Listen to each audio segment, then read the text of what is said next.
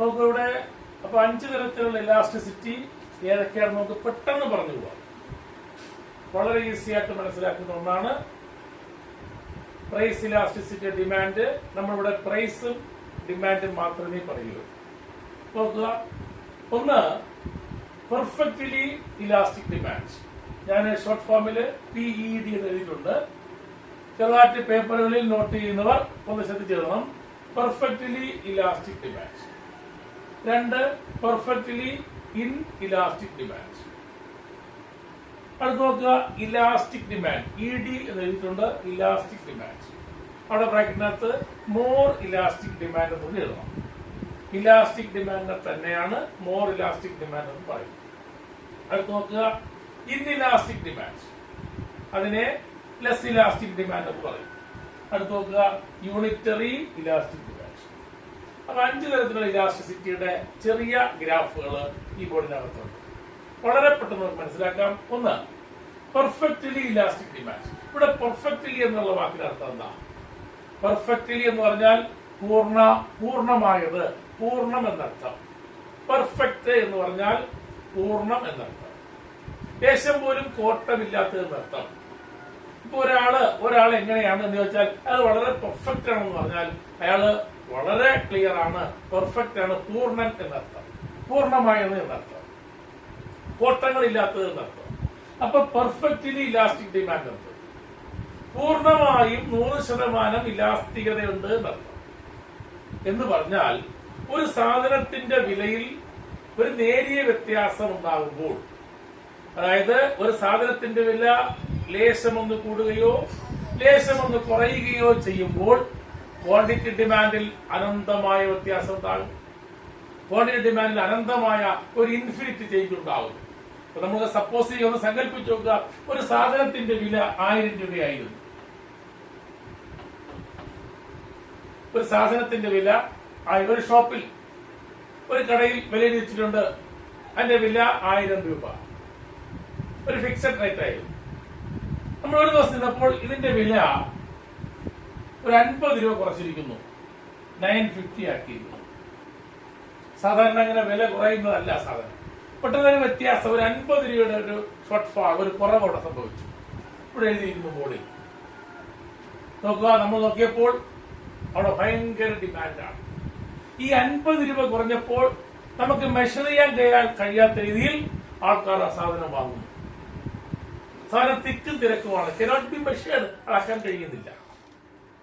ആൾക്കാർ ഒത്തിരി സാധനങ്ങൾ ഇങ്ങനെ വാങ്ങിക്കൊണ്ടേയിരിക്കുന്നു ഈ 50 രൂപയുടെ കുറവ് വന്നപ്പോൾ.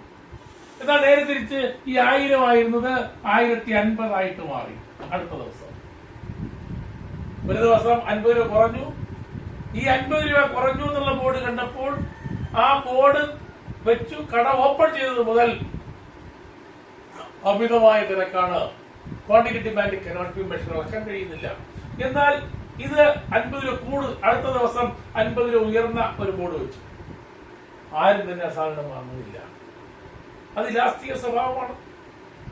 2 എക്സ്ട്രീം പോയിന്റുകളൂടെ കണ്ടു. 2 എക്സ്ട്രീം പോയിന്റുകൾ. ഒന്ന് മാക്സിമം ഡിമാൻഡ് നടന്നിരിക്കുന്നു, മറ്റൊന്ന് ഡിമാൻഡ് അല്പം 0 ആയി മാറിയിരിക്കുന്ന അവസ്ഥ. ഞാൻ നേരത്തെ പറഞ്ഞല്ലോ, ഒരു റബ്ബർ ബാൻഡ് എടുത്ത് നമ്മൾ ആ റബ്ബർ ബാൻഡ് 2 എൻഡിലും പിടിച്ചിട്ട് അതിനെ വലിച്ചു നെടുക്കുന്നു. നെടുക്കിയാൽ പൊട്ടുമെന്ന് പറയുന്ന അവസ്ഥ, മാക്സിമം ഇലാസ്തികതയിൽ നിൽക്കുന്ന അവസ്ഥ. അതായിരുന്നു ആദ്യം കണ്ടത്. 950 ആയിട്ട് വില കുറച്ചപ്പോൾ, when price falls from 1000 to 950, അവിടെ ക്വാണ്ടിറ്റി ഡിമാൻഡ് എത്രയായിരുന്നു? ഇറ്റ് കനോട്ട് ബി മെഷേർഡ്, അളക്കാൻ കഴിയുന്നില്ല. More quantity is demand, it cannot be measured എന്നാണ്. നേരെ തിരിച്ചോ, ആ റബ്ബർ ബാൻഡ് 2 നമ്മൾ വിട്ടു. ആ റബ്ബർ ബാൻഡ് എത്ര ചുരുങ്ങുമോ മാക്സിമം ചുരുങ്ങി അങ്ങ് മാറുന്ന അവസ്ഥ. അതായത് 1050 ആയിട്ട് വില വർദ്ധിച്ചപ്പോൾ അവിടെ ക്വാണ്ടിറ്റി ഡിമാൻഡ് ആ 2 എക്സ്ട്രീം പോയിന്റുകളാണ്. ഇലാസ്തികതയുടെ മാറ്റത്തിന്റെ 2 എക്സ്ട്രീം പോയിന്റുകൾ കൂടെ കാണാൻ കഴിയും. ഇവിടെ ഗ്രാഫ് ശ്രദ്ധിക്കണം.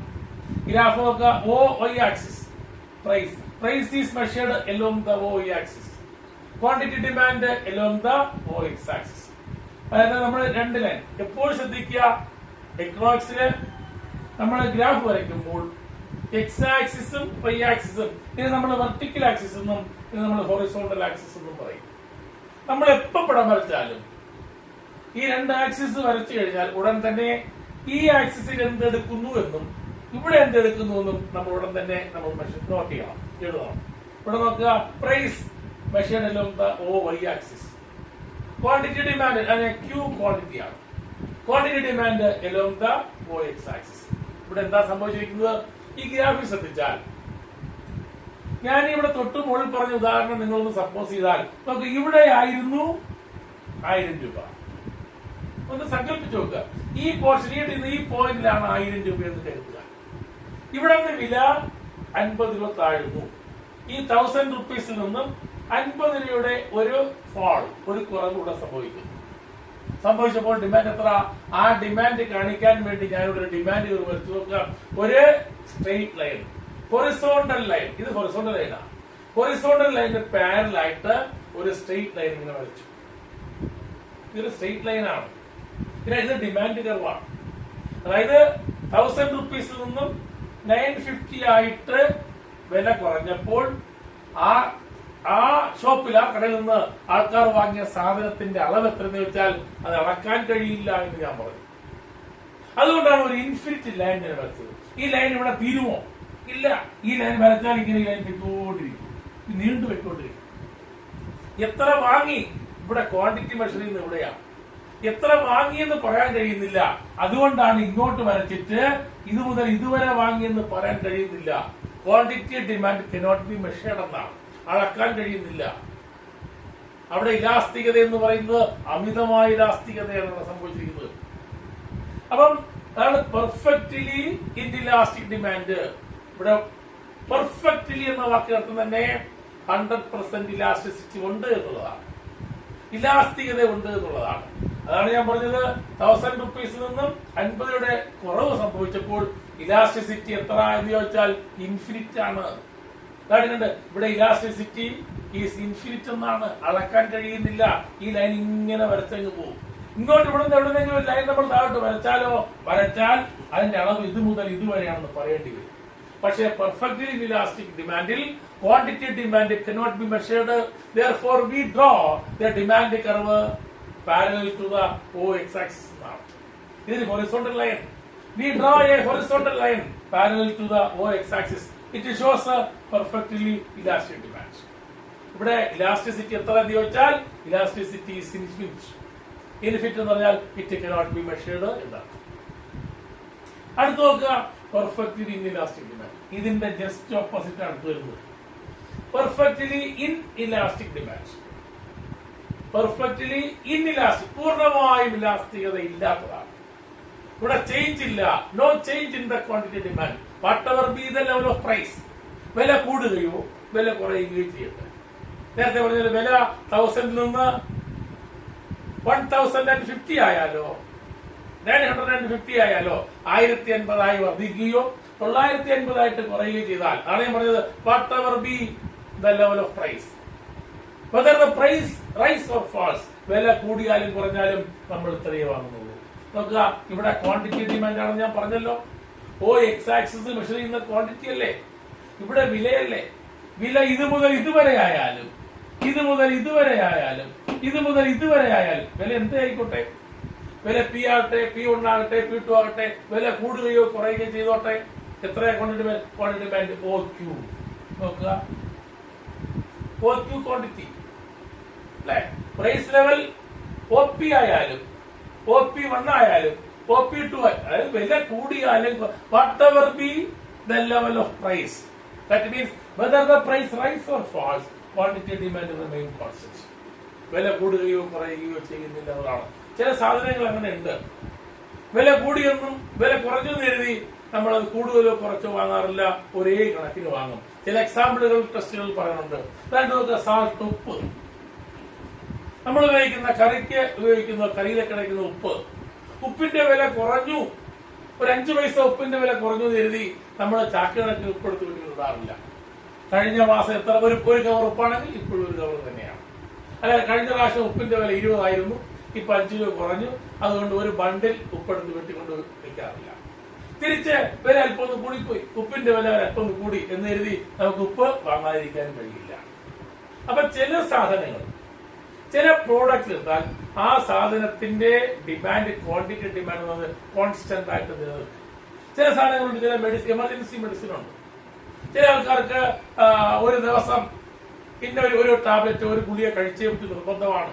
കഴിഞ്ഞ 10 വർഷം കൊണ്ട് അയാൾ കണ്ടിന്യൂസ് ആയിട്ട് ടാബ്ലറ്റ് ഉപയോഗിക്കുന്നു. നമ്മൾ അതിന്റെ വില നോക്കാറുണ്ടോ? വില നോക്കില്ല. വില കുറഞ്ഞു എന്ന് കരുതി 3 ഗുളിക ഒരു ദിവസം കഴിക്കാൻ പറ്റുമോ? ഇല്ല. വില കൂടിയെന്ന് കരുതി കഴിക്കാതിരിക്കാനൊക്കുമോ? കഴിയില്ല. അപ്പൊ 10 വർഷം കൊണ്ട് ഒരാള് ഇന്ന ടാബ്ലറ്റ് യൂസ് ചെയ്യുന്നു. പെർ ഡേ 1 ടാബ്ലറ്റ് അയാൾ കൺസ്യൂം ചെയ്യുന്നു. ഒരു ദിവസം ഒരു ഗുളിക കഴിക്കുന്നു. അവിടെ വില നോക്കാറില്ലല്ലോ. അവിടെ വില നോക്കാറില്ല. അവിടുത്തെ ക്വാണ്ടിറ്റി ഡിമാൻഡ് കോൺസ്റ്റന്റ് ആയിട്ട് നിലനിൽക്കും. അപ്പൊ ഈ പറഞ്ഞതിന്റെ ഓപ്പോസിറ്റ് ആയിട്ട് ഇവിടെ എന്താ പറഞ്ഞത്? ഇവിടെ പറഞ്ഞത് വിലയിലുണ്ടാകുന്ന ഒരു നേരിയ ചേഞ്ച് അല്ലെ? A small change, a small fall or rise in the price of that commodity leads to the demand becoming infinite. A small change in the quantity, the small change in the price of a commodity leads to the quantity demand to become infinite. That is perfectly inelastic demand. Perfectly inelastic demand shows a small change, a minute change. That means a minute fall or rise in the price of a particular commodity leads to the demand to become not measured, or a demand to become infinite. It cannot be measured how much quantity is demanded. That is perfectly elastic demand. Here elasticity is infinite. എന്നാൽ ഇവിടെയാണെങ്കിലോ, ഇവിടെ നോക്കണം. ഇവിടെ whether the price rise or falls, വില കൂടട്ടെ കുറയട്ടെ, quantity demand remain constant ആണ്. ഞാൻ പറഞ്ഞത് salt, നമ്മൾ ഉപയോഗിക്കുന്ന ഉപ്പ്, കറിയുപ്പ്, സാൾട്ട് എന്ന് പറയുന്നത് വില കൂടിയാലും കുറഞ്ഞാലും എല്ലാ മാസവും നമ്മൾ ഒരേ കണക്കിന് വാങ്ങും. കൂടുതൽ വാങ്ങണമെങ്കിൽ എന്ത് ചെയ്യണം? ചിലപ്പോൾ നമ്മുടെ വീട്ടിലെ മെമ്പേഴ്സിന്റെ എണ്ണം സ്ഥിരമായി കൂടിയാൽ ചിലപ്പോൾ വ്യത്യാസം വരും. ഇല്ലെങ്കിൽ ഒരേ കണക്കിന് നമ്മൾ വാങ്ങും. ടാബ്ലറ്റിന്റെ കാര്യം ഞാൻ പറഞ്ഞു. അവിടെ വില കൂടിയാലും കുറഞ്ഞാലും ഒരേ ക്വാണ്ടിറ്റി നമ്മൾ വാങ്ങും. അവിടെ വില നോക്കാറില്ല. ഇവിടെ ഇലാസ്റ്റിസിറ്റി ഉണ്ടോ എന്ന് ചോദിച്ചാൽ ഇവിടെ ഇലാസ്റ്റിസിറ്റി ഉണ്ടോ? വില കൂടട്ടെ വില കുറയട്ടെ, quantity demand remain constant, no change in the quantity demand. Elasticity ഉണ്ടോ? ഇല്ല. Here elasticity zero. ഇവിടെ ഇലാസ്റ്റിസിറ്റി സീറോ ആണ്. ഇത് തന്നെയാണ് അതിന്റെ ഡിമാൻഡ് എന്ന് പറയുന്നത്. Whether the level of price, whether the price rise or falls, quantity demand remain constant. അതാണ് അതിന്റെ definition. In the case of perfectly inelastic demand, the quantity demand remain constant whatever be the level of price. അത് മലയാളത്തിൽ പറയുന്നത് ഇങ്ങനെയാണ്. Perfectly inelastic demand കാര്യത്തില് വിലയിലുണ്ടാകുന്ന വ്യത്യാസം ക്വാണ്ടിറ്റിയിൽ, ചോദനത്തിൽ ഒരു വ്യത്യാസം ഉണ്ടാകുന്നില്ല എന്നർത്ഥം. പിന്നെ മലയാളത്തിൽ പറയുന്നത് എന്താ? പൂർണ്ണ ഇലാസ്തികമല്ലാത്ത ചോദനം എന്നാണ്. അതുകൊണ്ട് ശ്രദ്ധിക്കണം. പെർഫെക്റ്റ്ലി ഇൻഇലാസ്റ്റിക് ഡിമാൻഡ് എന്ന് പറഞ്ഞാൽ പൂർണ്ണ ഇലാസ്തികമല്ലാത്ത ചോദനം. ഇവിടെയാണെങ്കിലോ പൂർണ്ണ ഇലാസ്തിക ചോദനം.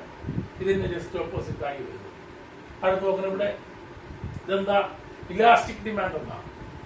ഇലാസ്റ്റിക് ഡിമാൻഡ് അല്ലെങ്കിൽ അതിന് നമ്മൾ മോർ ഇലാസ്റ്റിക് ഡിമാൻഡ് എന്ന് പറയും. ഇലാസ്റ്റിക് ഡിമാൻഡ് അല്ലെങ്കിൽ മോർ ഇലാസ്റ്റിക് ഡിമാൻഡ് ആണ്. എന്തായത് നോക്കാം. ഗ്രാഫിൽ ശ്രദ്ധിച്ചാൽ അറിയാം. ഇലാസ്റ്റിക് ഡിമാൻഡ് അല്ലെങ്കിൽ മോർ ഇലാസ്റ്റിക് ഡിമാൻഡ്. ഇലാസ്റ്റിസിറ്റി കൂടുതലുള്ളത് എവിടെ? ഡിമാൻഡിലാണ് അല്ലെ? ഇലാസ്റ്റിക് ഡിമാൻഡ് അല്ലെങ്കിൽ പറയുന്ന മറ്റൊരു പേര് മോർ ഇലാസ്റ്റിക് ഡിമാൻഡ് എന്നാണ്. ഇവിടെ ഇലാസ്തികത ഉള്ളത് അവർക്ക് ഡിമാൻഡിലാണ്. അതായത് change in the quantity demand is greater than change in the price എന്നാണ്.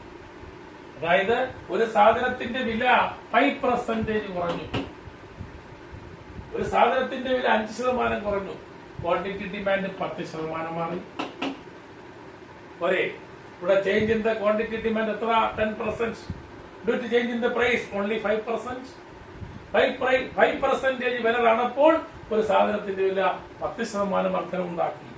അതാണ് ഇവിടെ പറയുന്ന കാര്യം. നോക്കുക, ഈ ഒരു ഗ്യാപ്പ്, ഈ ഡിസ്റ്റൻസ് നോക്കണം. വില false from P to P1. വില പിയിൽ നിന്ന് P1 ആയിട്ട് മാറും. Price falls from P to P1. ആ ഡിസ്റ്റൻസ് നോക്കിയാൽ മതി. കണ്ടോ ഈ ഡിസ്റ്റൻസ്?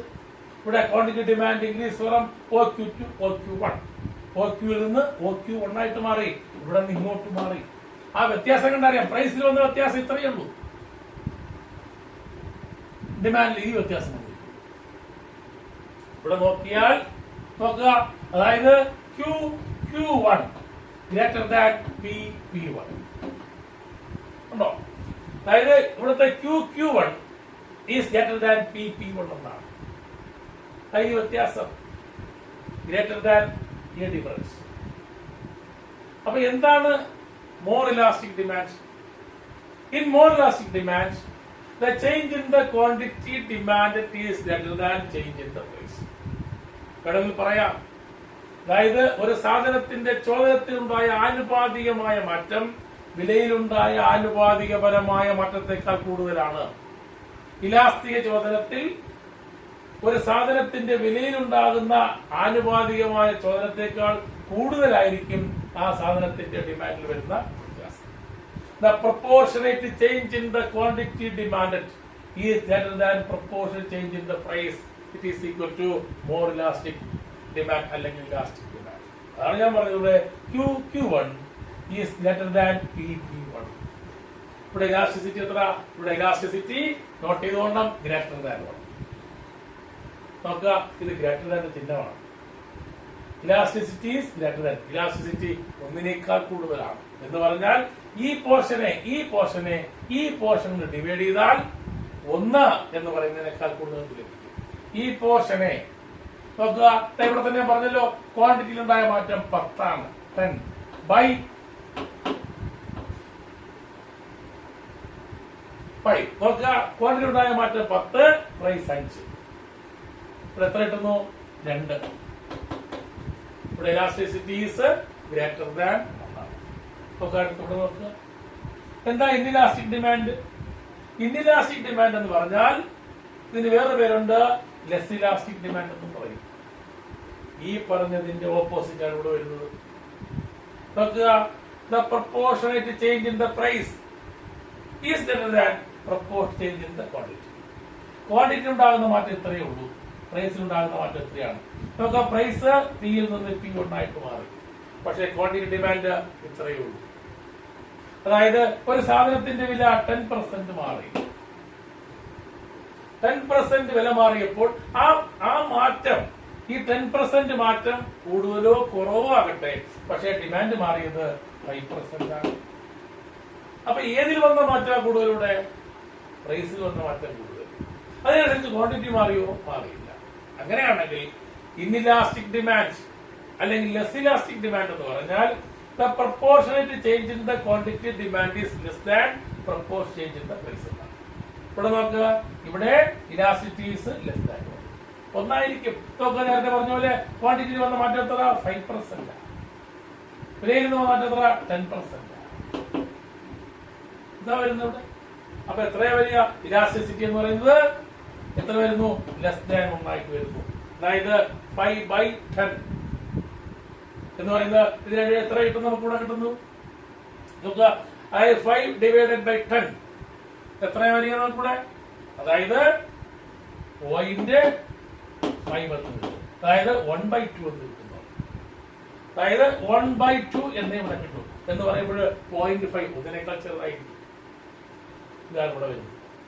ആ പറയുന്ന പേരിൽ കണ്ടോ, ഇൻ ഇലാസ്റ്റിക് ഡിമാൻഡ്. നമ്മളത് അത് മാത്രം മനസ്സിലാക്കിയാൽ ഇൻ ഇലാസ്റ്റിക് ഡിമാൻഡ്, ഇലാസ്തികത കുറവ്. ഇതെന്താ? More elastic demand. More elastic demand. ഇലാസ്തികത മോറാണ് ഡിമാൻഡിൽ എന്നാണ്. അപ്പൊ ഡിമാൻഡിൽ ഇലാസ്തികത കൂടുതൽ, പ്രൈസിൽ കുറവെന്ന് അർത്ഥം. ഇവിടെ എന്താ? ലെസ് ഇലാസ്റ്റിക് ഡിമാൻഡ്, ഇലാസ്റ്റിസിറ്റി കുറവ്. അവിടെ ഏതാ കൂടുതൽ? പ്രൈസിൽ കൂടുതൽ എന്നർത്ഥം. ഇനി അടുത്തെന്താ?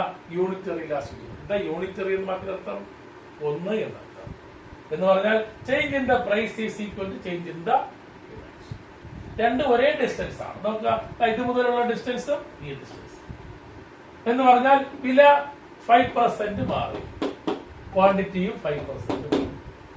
Change in the proportionate change in the price is equal to proportionate change in the quantity demand. ഇത് രണ്ടും തുല്യം എന്നർത്ഥം. പ്രൈസിലും ക്വാണ്ടിറ്റിയിലും ഉണ്ടായ വ്യത്യാസം സെയിം എന്നർത്ഥം. അപ്പൊ നമ്മൾ വരയ്ക്കുമ്പോൾ ശ്രദ്ധിക്കേണ്ടത്, നമ്മൾ ഇവിടെ ഈ ഗ്യാപ്പ് ഇതും സെയിം ആയിട്ട് വരും. ഇവിടെ ഇലാസ്റ്റിസിറ്റി എന്ന് പറയുന്നത് ഈക്വൽ ആയിരിക്കും. അതായത് 5/5 എത്ര കിട്ടും? 1. അപ്പൊ ഇലാസ്റ്റിസിറ്റി ഈസ് ഈക്വൽ ടു 1 എന്ന് നമുക്ക് എഴുതേണ്ടത്. എന്ത് എളുപ്പമായിട്ടാണ് ഈ ഭാഗം. വളരെ ഇതിന് കാണാതെ പഠിക്കുക ഒന്നും വേണ്ട, കാര്യം മാത്രം നമ്മൾ മനസ്സിലാക്കണം. അപ്പൊ നമ്മൾ പറഞ്ഞ കാര്യം ശ്രദ്ധിക്കുക. എന്താണ് price elasticity of demand? Price elasticity of demand, ഡിമാൻഡിൽ വരുന്ന വ്യത്യാസം കാരണം പ്രൈസ്. ഡെഫിനിഷൻ പറഞ്ഞാൽ പ്രൈസ് ഇലാസ്റ്റിസിറ്റി ഓഫ് ഡിമാൻഡ് എന്ത് എന്ന് പറഞ്ഞാൽ, price elasticity of demand shows change in the quantity demand of a commodity due to change in the price. കുറെ കൂടി വിശദമായി പറഞ്ഞാൽ, how much quantity is demanded due to change in the price. In what extent the quantity demand of a commodity change? ഒരു സാധനത്തിന്റെ ഡിമാൻഡിൽ എന്തുമാത്രം വ്യത്യാസം വരുന്നു due to change in the price. വിലയിലുണ്ടാകുന്ന വ്യത്യാസം കാരണം ഒരു സാധനത്തിന്റെ ചോദനത്തിൽ എന്തുമാത്രം വ്യത്യാസം വരുന്നു എന്ന് പഠിക്കുന്നതിന് ഉപയോഗിക്കുന്ന ഒരു ഡിവൈസ്, ഒരു ഉപാധിയാണ് പ്രൈസ് ഇലാസ്റ്റിസിറ്റി ഓഫ് ഡിമാൻഡ് എന്ന് പറയുന്നത്. ഇത് 5 തരത്തിലുണ്ട്. ഒന്ന് പെർഫെക്റ്റ്ലി ഇലാസ്റ്റിക് ഡിമാൻഡ്, പൂർണ്ണ ഇലാസ്റ്റിക് ചോദനം. പെർഫെക്റ്റ്ലി ഇലാസ്റ്റിക് ഡിമാൻഡ്, പൂർണ്ണ ഇലാസ്റ്റികമല്ലാത്ത ചോദനം. Then more elastic demand, less elastic demand, unitary elastic demand. Perfectly elastic demand അറിയാം, no change in the quantity demand ആണോ? അല്ല. പെർഫെക്റ്റ് ഇലാസ്റ്റിക് ഡിമാൻഡ് അതല്ല. പെർഫെക്റ്റ്ലി ഇലാസ്റ്റിക് ഡിമാൻഡ് എന്ന് പറഞ്ഞാൽ 100% ഇലാസ്റ്റിസിറ്റി അവിടെ ഉണ്ട് എന്ന് വേണം പറയാം. വിലയിലുണ്ടാകുന്ന ഒരു നേരിയ change, a small change, a minute change in the price. വിലയിലുണ്ടാകുന്ന ഒരു ചെറിയ മാറ്റം ക്വാണ്ടിറ്റി ഡിമാൻഡിനെ അനന്തമാക്കി, ഇൻഫിനിറ്റ് ആക്കി മാറ്റുന്നു. അവിടെ ഇലാസ്റ്റിസിറ്റി ഇൻഫിനിറ്റ്. ഇവിടെയോ, ഇവിടെ no change in the quantity demand, quantity demand മാറ്റം വരുന്നില്ല. whatever be the level of price, quantity demand remain constant. ഇവിടെ ഇലാസ്റ്റിസിറ്റി 0. ഇതാണെങ്കിലോ പേര് കേൾക്കുന്ന പോലെ more elastic demand, elasticity more, price കുറവായിരിക്കും. ഇലാസ്റ്റിസിറ്റി ഗ്രേറ്റർ ദാൻ 1 ആണ്. ഇവിടെ നോക്കുക, ഇൻഇലാസ്റ്റിക് ഡിമാൻഡ്, ഇവിടെ ഇലാസ്റ്റിസിറ്റി കുറവാണ്. ഡിമാൻഡ് വരുന്ന മാറ്റം കുറവ്, പ്രൈസിൽ കൂടുതലാണ്. ഇവിടെ ഇലാസ്റ്റിസിറ്റീസ് ലെസ് ദാൻ. ഇവിടെ ആണെങ്കിലോ യൂണിറ്ററി, പ്രൈസിലും ക്വാണ്ടിറ്റിയിലും വരുന്ന ചേഞ്ച് ഒരുപോലെയാണ്. ഇവിടെ ഇലാസ്റ്റിസിറ്റി എന്നുള്ളത് ഈസ് ഈക്വൽ ടു 1 ആയിരിക്കും. ഇത് നോക്കുക. അടുത്ത ക്ലാസ്സിൽ പഠിക്കേണ്ടത് ഇതിന്റെ മെഷർമെന്റ് ആണ്. Price elasticity of demand measure ചെയ്യുന്നതിനുള്ള ഒരു 2-3 ഉപാധികൾ പഠിക്കുമ്പോൾ ഈ ചാപ്റ്റർ പൂർണ്ണമാകും. നമുക്ക് വളരെ ഈസി ആയിട്ട്, ഞാൻ ഈ പറഞ്ഞത് ചെറുതായിട്ട് നോട്ടുകളിൽ, പേപ്പറുകളിൽ, ബുക്കുകളിലും ചെറുതായിട്ട് നോട്ട് ചെയ്യുക. ഈ പടങ്ങളൊന്ന് വരച്ചു വയ്ക്കുക. ഉള്ള ടെസ്റ്റ് ഒന്ന് വായിക്കുക. ഒന്ന് കാണാതെ പഠിക്കാതിരിക്കുക. കാര്യങ്ങൾ 100% മനസ്സിലാക്കിയാൽ വെരി ഈസി ആയിട്ട് പഠിക്കാവുന്നതാണ് ഈ കാര്യങ്ങൾ. Okay, thanks.